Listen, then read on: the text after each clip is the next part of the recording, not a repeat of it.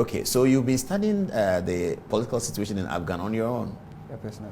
You want to do a master's in Southeast Asian politics or something like that? I want to do master's in conflict resolution. Conflict resolution. Yeah. Okay, that's interesting. I hope that by your turnout today, somebody will watch and offer you a scholarship to do your master's in conflict resolution. And then thereafter, you want to teach, I guess. Yeah, for a while. But I'd like to bring to agriculture. So give us a historical perspective of the Afghan situation. Well, I think the Afghan situation, to understand the current situation, we need to go back to the 70s. 70s? Yeah, itself. Precisely 1973. Afghanistan as a country and the people itself, they dislike foreign interference. They dislike foreign interference. In order to preserve their independence, they had 3 encounters with the British. The first Anglo-Afghan War was, I think, 1839 to 1842. And that resulted into an Afghan victory. And then the British column, regiment that was sent to Kabul, in the course of their retreat, were annihilated. So there were a series of encounters. The second Afghan war was, I think, 1870 to 1880. So there were a series of encounters in order to preserve their independence. But then in 1973, the last Afghan king, Zahir Muhammad Shah. They were a monarchy. There was a monarchy, yeah. Was it a theocracy or a monarchy? It was a monarchy. It was a monarchy. Okay. But then because Islam is the predominant religion and culture over there, it has some influence of religion in it. Okay. And then that is why the Taliban today refer to themselves as Islamic Emirate of Afghanistan. Because at that time the country was called the Emirate of Afghanistan. So to establish that religious and historical link between they as a group or as a movement and their objective to the historic Afghan kingdom of the past. All right. But in 1964, a constitution was passed that was more democratic than what they had in the past by the last king, Muhammad Zahir Shah. And that prevented the royal family, members of the royal family, from being involved in politics. So that created a feud between he and his cousin, Muhammad Dawood Khan. So in 1973, Dawood Khan overthrew his own cousin, who was the king, Zahir Shah. And that led to a series of political instability that led to the Soviet intervention and the subsequent Mujahideen resistance against Soviet Union to the point where we are today. Why did Osama bin Laden come in? Because he's not from Afghanistan, is he? No, he's from Saudi Arabia. Osama bin Laden came in during the Mujahideen resistance against Soviet Union. But then the war itself was actually not a religious war. It was a simple issue of the Afghans resisting Soviet occupation. That was occasioned by the death, Dawood Khan overthrew the king. He established a single party state. But then the party in which he's from, the People Democratic Party of Afghanistan, had 2 factions, the Parchamists and the Khalqists. The Parchamists, which Mahmud Khan belonged to, was made up of members of the royal family, the business elite, the urban intelligentsia, and the rest. But then the Khalqist unit, the word Khalq actually means people, which is the other faction of the ruling party then, People Democratic Party of Afghanistan, was made up of people with peasant background. And that was more strong among the communists. So it was the tussle between the Khalqists and the Parachamist faction of the PDPA that led to the Soviet intervention. So Osama bin Laden came in during the Soviet intervention. But the Americans came into Afghanistan, and we have some videos of Afghanistan that they'll be showing as we talk. Osama bin Laden came to Afghanistan fundamentally. The Americans came to Afghanistan fundamentally because the Afghan had become a safe haven for bin Laden, who was said to be responsible for the 9/11 crisis. Is that not so? That was a simplification of the whole issue. The world pushed the Taliban under the fold of bin Laden. No, say that again. That was a simplification of the whole issue. The world pushed the Taliban under the fold of bin Laden. Osama bin Laden and his Arab colleagues came to Afghanistan during the resistance against the Soviet Union. But they were invited in by a Palestinian scholar, Sheikh Abdullah Yusuf Azam. He was based in Peshawar. He transformed the Afghan resistance war into a jihad because he declared it to be a jihad, a religious struggle. But in the context of jihad, he was referring to was a defensive jihad. We have a religious duty to resist occupation. The Afghan civil war was fought between who and whom? The Afghan civil war was fought between the different factions. that collectively overthrew the Soviet Union. You know, in the fight, in the course of fighting the Soviet Union, it was an era of the Cold War. The Soviet Union was a colonial authority. Soviet occupation of Afghanistan occurred during the Cold War. Yes, correct. But the Cold War itself wasn't cold. It was cold because the leading powers of the day, the Soviet Union and the US, weren't fighting each other. But beneath the Cold War were a series of hot conflicts. So proxy wars. Proxy wars. Yeah. Like what we have in Angola, what we had in Vietnam. So US saw an opportunity to embarrass Soviet Union after their failure in Vietnam.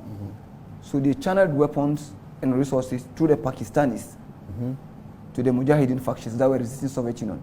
So the Mujahideen was the resistant army to the Soviet Union. They were the faction. And Osama bin Laden fought alongside the Mujahideen. Osama bin Laden was one of those who joined the Mujahideen in the struggle.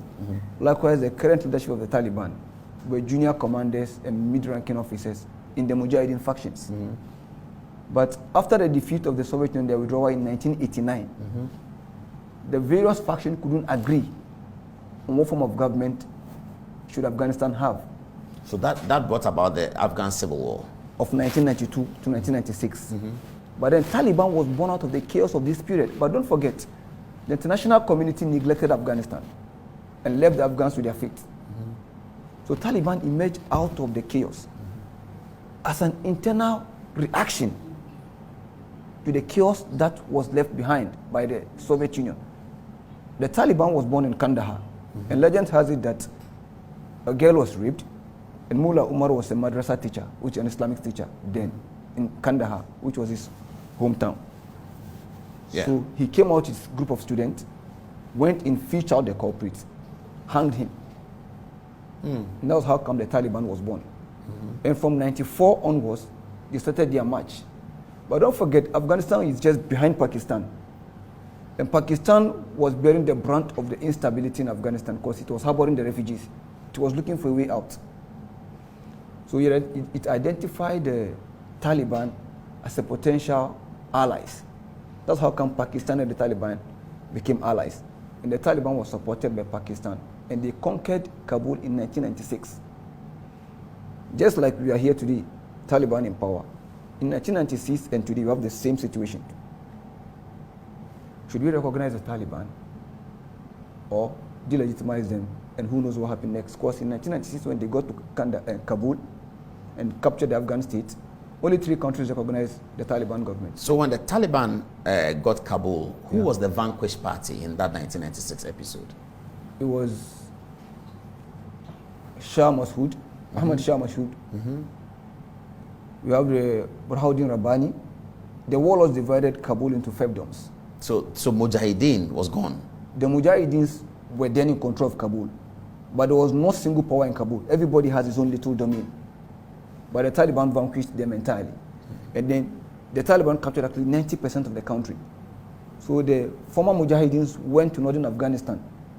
And they were allies of the US in the 2001 occupation. That's what they called the Northern Alliance. I'm sure you've heard of it. So it was the former Mujahideens who formed the Northern Alliance, who were in control of the northern half of the country.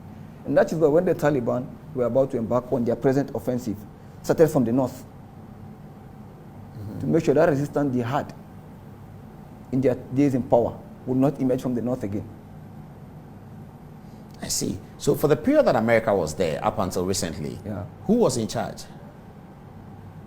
It was, when America was in power, we had what they called the Islamic Republic of Afghanistan. After the overthrow of the Taliban, a conference was held in Bonn. That was December in 2001. And an interim administration was formed. But mind you, the Afghans don't like foreign intervention. They have their way of consulting and coming to a conclusion, what we call the lawyer jirga.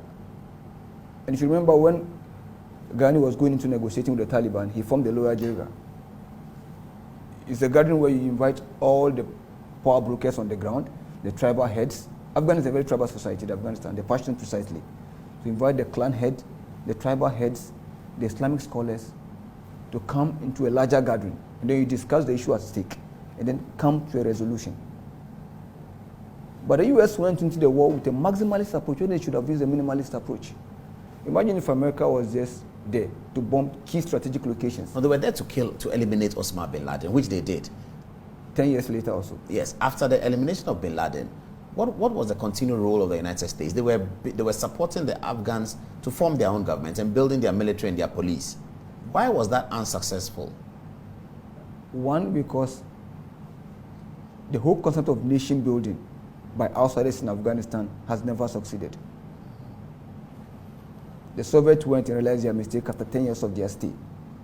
The Afghans have a very unique name, people call them. When you type, just open Google and type Graveyard of Empires, only one country surfaces. Afghanistan. What of empires? Graveyard of Empires. Graveyard of Empires. Can you do that for me? Type Graveyard of Empires. Afghanistan will suffer. It has been hostile to every invader. So, by establishing the interim government in Bonn, you gave it an appearance of being a foreign entity. But mind you, the Taliban leaving office didn't lose credibility totally. So where have they been? Since the Americans took them out, where have they been? Mullah Omar made a promise before he left. He was interviewed, I think a couple of years later by Pakistan journalists. And he said he has two things to prove. That one, Bush has claimed, that George Bush, ex-US president, claims that the world is small. And any way he seeks to hide, American power will fetch him out. And the other promise is the promise of God. That the earth belongs to God. And anywhere he go, he shall find refuge. And he awaits which of the two promises will triumph. And as it stands today, the latter triumph, that the earth belongs to God, and Mullah Omar will surely find refuge. Because he died of natural cause, not from US. Oh, he's dead? Yeah, Mullah Omar is dead. I think he died somewhere. His death was announced somewhere 2013, thereabout. That was even, and moreover, US not being able to establish itself in Afghanistan has a couple of factors. First one was the scope of the operation. It was maximalist, not minimalist in the onset. Second thing was that they But you can't go to a country when you want to dominate and you want to eliminate Osama bin Laden and go as a minimalist approach. You can't do that. You would have to go as a maximalist. The Taliban to take control, absolute control. The Taliban didn't refuse to hand over Osama bin Laden. The question was that they needed evidence to prove that he committed the crime. And that's a rational question. Didn't bin Laden himself say that he committed the offense of 9/11? He was asked. Al-Qaeda, his group, Al-Qaeda, didn't he? Al-Qaeda took credit for the attack. But then there's one credible source of information. The book written by Mullah Abdul Salam Zaif. He happens to be the Taliban ambassador to Pakistan. It's an autobiography, My Life with the Taliban. The Taliban gave US three options. US refused to accept either of the three. According to him, based on what he said in the book.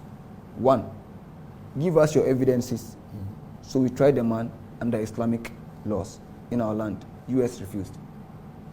The second option was that let's form a joint commission to try the man. US declined. The third option was an international trial where the man will be sent to US-friendly nations in the Gulf, probably Qatar, or UAE or any other country in the Gulf, where then the US will bring their own legal team, expert with their own evidences, and then the Taliban also send their own delegation, where the man will be tried. If found guilty, will be dealt with. US refused the whole of these conditions. But the Taliban, as deep as they are in the Pashtun tradition, the Pashtuns have a tradition called Pashtuwali, code of ethics of every Pashtun. You protect your guests, even at the expense of your life. So based on this principle, Mullah Omar refused to hand over Osama bin Laden to the US. One, the fact that he said he could not betray his guest. That makes him a bad Pashtun. Secondly, he could not hand over a Muslim to a non-Muslim for trial. I see. Okay, we have 1 minute to end of this segment. So let me ask you, because we have to talk to you again. What do you foresee will happen in the near future? In Afghanistan, precisely? Yes, in Afghanistan, yeah. I don't foresee Taliban relinquishing power, but I don't see Taliban going to their way 20 years back. But look at this video, for instance. Yeah. The Afghan people seem like they don't want the Taliban. It looks like they want to leave. They are resisting. They are stopping the American aircraft from going. They want to be on the plane. They want to leave Afghanistan. They don't want to be under the rule and thumb of the Taliban. Do you also observe that? Well, it has been acknowledged that the majority of those running are those who served with the occupation.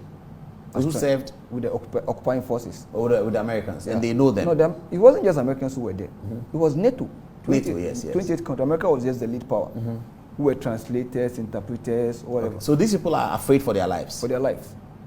And I think, to me, it's because they have, in one way or the other, committed crime against some of the Talibans.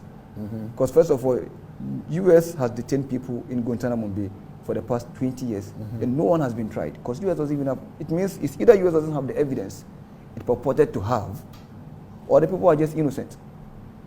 And secondly, the Afghan security forces and their U.S. allies and the warlords that the U.S. Another thing was that U.S. brought in non-credible actors. They brought in warlords who have tainted reputation. So will the Afghan rule under Sharia law? Or will the Taliban rule under Sharia law? Even under Sharia law, I'm quite skeptical about it, because we have sectarian differences in Islam. Afghanistan is a Sunni majority country. Sunni majority country, which follows the Hanafi school of thought. So they are not. Afghan is not a Shia country. Shia. No. Okay. But then they have Shia minorities who are the Hazaras. But in terms of jurisprudence, these two sects have two different jurisprudence. The Afghan Sunnis follow the Hanafi school of thought. The Shias follow the. But the Taliban are Sunnis. Sunnis. Okay. But then the Afghan and the Hazaras follow the Shia Jafari jurisprudence. So the question is, whose Sharia are you going to implement? And whose Sharia are you going to implement? It will be the Sunni Sharia if they have to be Sharia. If they have to be Sharia. But then that will be violating the rights of the other side. Are the Taliban not accustomed to violating people's rights? Well, they were excesses in the past. But then I believed, had the world extended an olive branch to them, perhaps the world might have been able to limit their excesses. But then by neglecting them totally to themselves, we push them to the mercy of extreme forces. Don't forget, the Taliban jihad is actually territorial. Their goal is to govern Afghanistan. Osama bin Laden's jihad is transnational. So US had a chance of creating a wedge between these two competing ideologies. But intelligence failure, perhaps poor policy formulation by Washington experts under Bush administration, didn't realize that you could easily create a division between these two allies. But today, the Taliban has gotten what it lost. So what do you expect to see in a year from now as we wrap up on this conversation? In a year from now, well, I pray that the Taliban live up to its statement. Which is what? Of not abusing people's and civil rights of the citizens. No vindictiveness. No vindictiveness. Respect for human rights. Allowing females to participate in governance. And then, above all, respecting the rights of ethnic minorities like the Tajikis, the Uzbeks. Okay, but would it be fatal if NATO begins to consider a proposal to get back into Afghanistan and take out the Taliban? Would it be suicidal for NATO to start thinking like that? It would be disastrous. If 20 years you couldn't do it. You couldn't achieve your goal. I don't think 100 years more will make a difference. I see. I'll leave it here, Abdul. But we have to support you to do your masters in conflict resolution for doing what you're doing on your own. So, what do you do these days after university? You teach? No. What do you do? You research? I research most of the times, and then ever since the Taliban got to Kabul, or even ever since they launched the offensive, I've been following the Al Jazeera news platform daily. I see. And moreover, there's one thing they did which is very interesting. Before embarking on their offensive, they visited all the neighboring countries. Including Pakistan? They started by visiting Pakistan. They went to Iran. They went to Uzbekistan. No, I think Tajikistan, Turkmenistan, Russia, China. This is a way of assuring the people that we have nothing against you. So it seems when they got the assurance that those regional powers wouldn't intervene, then they launched their offensive. And then here we are. So they know how to negotiate. They understand power dynamics. If you look at, and they really understand the Afghan terrain than the government created by US. Because if you look at how districts, provinces were surrounded without firing a bullet. Are the activists of Afghan Western trained? Do they have some Western trained among them? Is it the Afghan National Army? No, I mean the Taliban. Do they have Western trained? I think the best foreign training they could have gotten would have come from Pakistanis. Okay. And the Pakistanis' involvement in Afghanistan has two distinct reasons. One is military, and geostrategic for security reasons because of the Durand line, and they have what we call a policy of defense and strategic depth, which was formulated by the former Chief of Army Staff, General Aslam Beg. In case Pakistan is about to lose an encounter with India, you know, India and Pakistan are arch foes in a war. The Pakistanis should be able to withdraw all their military logistics, command and control, quote and unquote, into the Afghan territory to mount a final counter-attack. Very interesting, Abdul. Let me leave it here. I'll take a break and